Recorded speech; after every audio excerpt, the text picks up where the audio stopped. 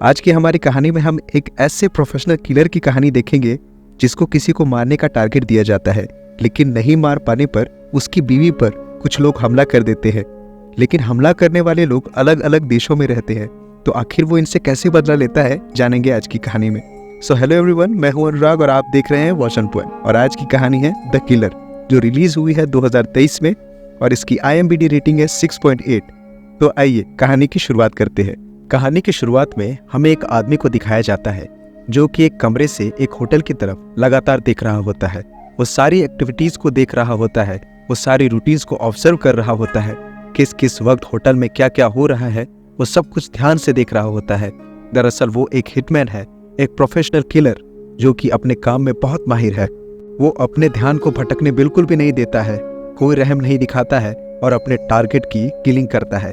अब से कुछ ही दिनों में इसी होटल में उसका टारगेट आने वाला है, इसीलिए वो सारी जानकारियां जुटा रहा होता है पूरे डिसिप्लिन के साथ। और कुछ दिनों के बाद किलर देखता है कि होटल में उसका टारगेट आ चुका है। उसके बाद किलर अपने टारगेट को मारने की तैयारी करता है, अपने गन को लोड करता है। उसका टारगेट अपने साथ एक प्रोस्टिट्यूट को लेकर आया होता है जो कि उसे रात में एंटरटेन करती। तभी किलर अपने अफर्मेशंस को दोहराता है कि वो किसी पे कोई रहम नहीं करता है, अपने डिसिप्लिन को बनाए रखता है और निशाने को साधता है। और इसके बाद किलर ट्रिगर को दबा देता है। तभी वो लड़की टारगेट के सामने आ जाती है और गोली टारगेट को ना लग के उस प्रोस्टिट्यूट लेडी को लग जाती है।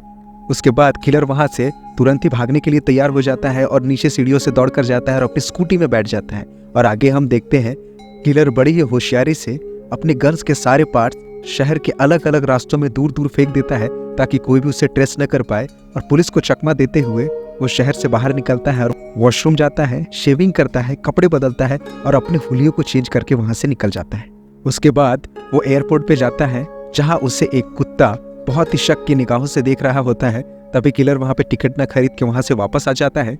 उसके बाद वो वापस अपने होटल में आता है, अपने डर पे काबू पाने की कोशिश करता है, अपने हैंडलर से बात करता है जहां पे हैंडलर उसे बताता है कि तुमने अपने टारगेट को मिस कर दिया है, ऐसा नहीं होना चाहिए था, इसीलिए इसके कॉन्सिक्वेंसेस बहुत बुरे भी हो सकते हैं। तो अगले दिन वो फिर से टिकट लेने के लिए जाता है, लेकिन वहां पर वो एक आदमी को देखता है जिसको देखकर किलर को लगता है कि ये भी एक किलर हो सकता है और हो सकता है कि वो उसे मारने आया हो। इसीलिए वो वापस होटल चला जाता है और रात को सोते वक्त वो सोता नहीं है बल्कि चेयर पे बैठ के एक चाकू लेके इंतजार करता है कि अगर वो मुझे मारने आया है तो मैं भी उसे मार दूंगा। उसके अगले दिन वो फ्लाइट लेके डोमिनिक रिपब्लिक के लिए निकल जाता है। दरअसल डोमिनिक रिपब्लिक में ही उसका घर होता है जो कि किसी को भी मालूम नहीं होता है। लेकिन जब वो अपने प्रॉपर्टी पे पहुंचता है तो वहां पे बहुत सारे जले हुए सिगरेट के टुकड़े गिरे हुए होते हैं, जिससे वो समझ जाता है कि उसकी प्रॉपर्टी में कोई ना कोई तो मौजूद है। वो तुरंत अपनी गन को बाहर निकालता है, अपने घर की ओर जाता है और देखता है कि घर में बहुत ज्यादा खून फैला हुआ है, बहुत तोड़ फोड़ मची हुई है। वो समझ जाता है कि यहाँ पे कुछ ना कुछ तो बहुत बुरा हुआ है। उस घर में उसके अलावा सिर्फ उसकी बीवी रहती थी, इसीलिए वो समझ जाता है कि कुछ लोगों ने उसे जरूर तो कुछ किया है। इसीलिए वो भाग के हॉस्पिटल जाता है और हॉस्पिटल में उसके बीवी का भाई मौजूद होता है। वो किलर से कहता है कि ये सब कुछ उसी की वजह से हुआ है। वो बताता है कि वहां पे 2 लोग आए, उसके बहन को बहुत बुरी तरह मारा और वहां से चले गए। दरअसल वो तुम्हारे लिए आए थे, वो तुम्हें जान से मारने के लिए आए थे और तुम्हारे वहां पे नहीं होने की वजह से उन्होंने मेरी बहन को मारा, उसे जान से मारने की कोशिश की। लेकिन किलर वहां पे उससे प्रॉमिस करता है, उससे वादा करता है कि ऐसा आगे नहीं होगा। वो उसे भरोसा देता है, वो हमेशा उसकी बहन का ख्याल रखेगा और आगे उसे किसी को भी चोट पहुंचाने नहीं देगा। उसके बाद वो अपनी बीवी के पास जाता है। उसकी बीवी के चेहरे पे बहुत सारी चोटें लगी होती है, उसकी हालत बहुत खराब होती है, वो अभी बेहोश होती है। लेकिन जब किलर उससे मिलने आता है तो वो होश में आ जाती है और उससे कहती है, वो लोग तुम्हारे बारे में ही पूछ रहे थे, लेकिन मैंने भी उन्हें कुछ नहीं बताया। उन्हें क्या, मैंने किसी को भी कुछ नहीं बताया, क्योंकि मैं जानती हूँ कि अगर मैंने किसी को भी कुछ बताया तो हम सब फंस सकते हैं। अपनी बीवी की यह हालत देखकर किलर को बहुत गुस्सा आ रहा होता है, इसीलिए अब वो उसके जख्मों का बदला लेने का फैसला करता है। उसके बाद वो तुरंत वापस अपने घर जाता है और वहां पे खड्डा खोदने लगता है।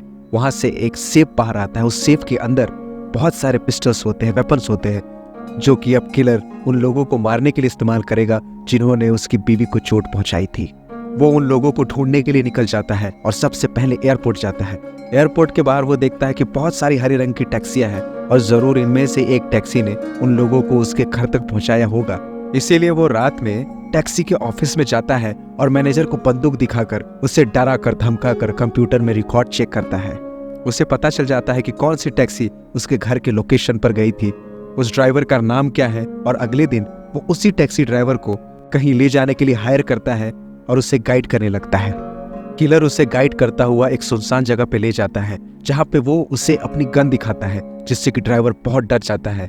किलर ड्राइवर से पूछता है कि आखिर उस रात वो किन लोगों को उसकी प्रॉपर्टी पर लेकर गया था, जिसके बाद ड्राइवर उसे बताता है कि उस रात 2 लोग टैक्सी में आए थे। एक औरत थी जिसके पूरे बाल सफ़ेद थे और एक लड़का था जो कि बहुत बड़ा था। उन लोगों ने उसे एक जगह बताई, वो उन्हें वहाँ पे ले गया और 1 घंटे बाद वो वहाँ से भाग कर आए। उनके शर्ट पर खून भी लगी हुई थी। इसके बाद वो उन्हें एयरपोर्ट ले गया और वो वहाँ से चले गए। जब किलर को ये इन्फॉर्मेशन मिल जाती है तो उसके बाद किलर उस ड्राइवर को भी मार देता है। उसके बाद अगले दिन वो फ्लाइट लेके न्यू ऑरलियंस चला जाता है जहाँ उसने लॉ की पढ़ाई की होती है।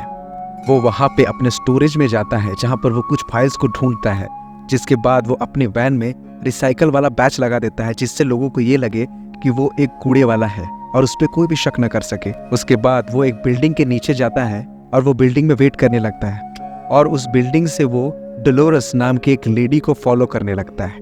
तभी डोलोरस ऑफिस के अंदर चली जाती है और किलर बाहर इंतजार करने लगता है। तभी कुरियर वाला कुरियर देने आता है, वो अंदर चला जाता है। किलर भी उसके पीछे पीछे ट्रैश बैग लेके ऑफिस के अंदर घुस जाता है, जिसके बाद वो सीधा जाके डोलोरस से मिलता है और उसके लैपटॉप और मोबाइल फोन को अपने पास रख लेता है और डोलोरस के ऊपर गन तान देता है, जिससे डोलोरस बहुत घबरा जाती है। वो उसे देख के बहुत डर जाती है और उसके बाद वो उसे अपने बॉस के पास ले जाती है, जिसका नाम हॉज होता है। हॉज वही हैंडलर है जो कि किलर को सारे कॉन्ट्रैक्ट्स देता था, सारे टारगेट्स को देता था। उसके बाद वो डोलोरस को खुद को बाथरूम में बंद करने के लिए बोलता है। उसके बाद किलर हॉज से पूछता है कि मेरी बीवी पे हमला किसने किया, मुझे उन सभी लोगों के नाम चाहिए। तो हॉज रिप्लाई में कहता है कि मैंने तुमसे पहले ही कहा था, अगर तुम टारगेट को मिस करते हो तो तुम्हें उसकी कीमत चुकानी पड़ेगी। किलर बार बार उनका नाम पूछता है, उन लोगों के नाम पूछता है जिन्होंने उसकी बीवी को मारने की कोशिश की, लेकिन हॉज कहता है कि ये बहुत ही कॉन्फिडेंशियल है, तुम्हें मैं उनके बारे में किसी भी कीमत पे नहीं बता सकता। इस बात से किलर को बहुत गुस्सा आ जाता है और वो हॉज के छाती में 3 कीले गड़ा देता है। वहीं पर हॉज की मौत हो जाती है। उसके बाद वो उसकी लाश को ट्रैश बैग में रैप कर देता है और उसे बाहर ले जाता है और उसके बाद वापस वो डोलोरस को मारने के लिए आता है। डोलोरस उससे कहती है, प्लीज़ मुझे मत मारो, मेरे बच्चे हैं और अगर तुमने मुझे ऐसे ही मार दिया और मैं अगर ऐसे ही गायब हो गई, इंश्योरेंस के पैसे मेरे बच्चों को नहीं मिलेंगे, उनका भविष्य खराब हो जाएगा। मैं तुम्हें उन सभी लोगों के नाम बताने को तैयार हूँ जो कि तुम्हारी बीवी को मारने आए थे। उसके बाद वो डोलोरस के साथ उसके घर जाता है जहाँ पे उसे डोलोरस उन लोगों की जानकारी देती है। उसके बाद किलर डोलोरस को भी मार देता है और वो उसकी गर्दन तोड़ के उसे मारता है और सीढ़ियों से धक्का दे देता है ताकि लोगों को ऐसा लगे जैसे वो एक एक्सीडेंट है और इंश्योरेंस का पैसा जिसके बारे में वो बातें कर रही थी वो उसके बच्चों को मिल जाए। और इस तरह वो सारे सबूत भी पीछे मिटा देता है। जानकारी के अनुसार पहले क्लाइंट का नाम ब्रूट होता है और वो फ्लोरिडा में रहता है। उसके बाद वो कुछ हथियारों को जुटाता है और फ्लोरिडा की उड़ान भरता है। बहुत ढूंढने के बाद ब्रूट उससे मिल जाता है। वो उसका पीछा करता है, उसे फॉलो करता है और उसकी जानकारी जुटाता है। वो देखता है बहुत सारे दोस्त हैं और वो अक्सर उनके साथ पार्टी करता रहता है और उसके घर पर एक खतरनाक कुत्ता है जो कि घर की रखवाली करता है। उसके बाद वो उसे मारने की प्लानिंग करता है। मीट शॉप से मीट खरीदता है, स्लीपिंग पिल्स खरीदता है ताकि वो कुत्ते को खिलाकर उसे सुला दे। और आखिरकार एक दिन उसे फॉलो करते हुए ब्रूट उसे अकेला मिल जाता है। ब्रूट घर पर अकेला होता है। किलर सबसे पहले मीट के टुकड़ों में नीम की गोली मिलाकर उस कुत्ते को खिला देता है जिससे कुत्ता बेहोश हो जाता है। फिर किलर धीरे से घर में इंटर करता है। उसके बाद उसे ऐसा एहसास होता है कि ब्रूट बाथरूम में नहा रहा है। तभी वो धीरे से बाथरूम की तरफ बढ़ता है, लेकिन ब्रूट उस पर हमला कर देता है। वो साइज में किलर से काफ़ी बड़ा होता है और वो किलर पर भारी भी पड़ने लगता है, लेकिन किलर बड़ी ही होशियारी और बहादुरी से बीस्ट को मार देता है। तभी किलर देखता है कि उसका कुत्ता अब जाग चुका है, इसलिए वो वहाँ से दौड़कर बाहर निकलता है। कुत्ता भी उसके पीछे होता है, लेकिन जैसे ही कुत्ता उस पर अटैक करने वाला होता है वो घर से बाहर आ जाता है। उसके बाद वो उसके घर में आग लगा देता है जिससे सारे सबूत भी खत्म हो जाते हैं। उसके बाद वो फ्लाइट लेता है और न्यूयॉर्क पहुंच जाता है क्योंकि उसका अगला टारगेट न्यूयॉर्क में ही है। उसे द एक्सपर्ट के नाम से जाना जाता है। काफ़ी ढूंढने के बाद वो उसको मिल जाती है। किलर के पास मौका होता है कि वो उसे मार दे, मगर वो उसे मारता नहीं है क्योंकि वो उससे बात करना चाहता है। उसके बाद किलर उसका पीछा करता है और वो देखता है कि वो एक रेस्टोरेंट में खाना खा रही है।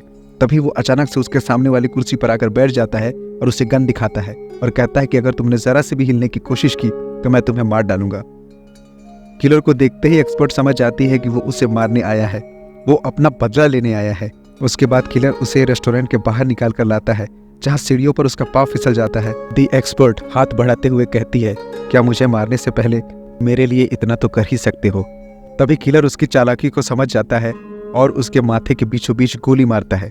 उसके बाद हमें दिखाया जाता है कि उसके हाथ में चाकू था और किलर फिर अपने आप से ही कहता है, हमें ऐसा करना पड़ता है, हम किसी पे भी भरोसा नहीं कर सकते, अगर जीतना है तो हमें ऐसे ही करना होगा। लेकिन बातों ही बातों में उस क्लाइंट का नाम भी पता चल गया था जो शिकागो में रहता था और जिसने कॉन्ट्रैक्ट भी दिया था। अब वो यहाँ से सीधा शिकागो की फ्लाइट लेता है और वहाँ पर जाकर वो उसके बारे में पता करता है।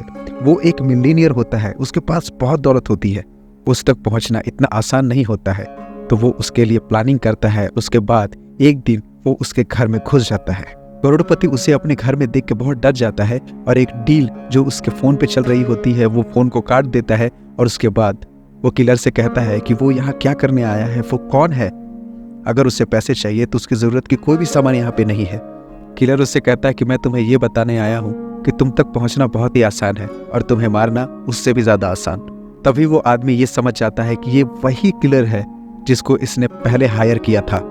वो उसे आगे बताता है, काम न होने के बाद हॉर्स का कॉल उसको आया था, तब इसने उसको रिप्लाई किया था कि देखो कोई भी काम में परफेक्ट नहीं होता है, इसीलिए अगर टारगेट मिस भी हो गया है तो मैं एक्स्ट्रा पैसे देने को तैयार हूँ। तभी हॉर्स ने मुझसे कहा कि नहीं, हमारे काम में गलती की कोई भी गुंजाइश नहीं है, अगर गलती हुई है तो उसकी सज़ा भी मिलेगी, हमें सारे सबूत मिटाने पड़ेंगे और मैं सच में नहीं जानता कि इसके बाद तुम्हारे साथ क्या हुआ है और तुम यहाँ किस लिए आधी रात को मेरे घर में आए हो। किलर को उसकी बात सुनकर हैरानी तो होती है लेकिन उसमें उसे सच्चाई भी नजर आती है, इसीलिए वो उसे बख्श देता है और कहता है कि अगर इसके बाद तुमने मुझे ढूंढने की कोशिश की, मेरे बारे में पता लगाने की कोशिश की या मेरे पीछे आए तो याद रखना कि तुम तक पहुंचना बहुत आसान है और तुम्हें मारना उससे भी ज़्यादा आसान। उसके बाद वो वहाँ से चला जाता है, सारे सबूतों को मिटा देता है। उसके बाद हम देखते हैं कि किलर और उसकी बीवी कहीं पर आराम कर रहे होते हैं। हमें देखकर ये समझ आ जाता है कि उसकी बीवी अब रिकवर कर चुकी है। इसी दृश्य के साथ कहानी खत्म हो जाती है। अगर आपको मेरी ये एक्सप्लेनेशन अच्छी लगी तो please hit the like button and subscribe the channel. Thank you very much for watching. Keep watching Watch on Point.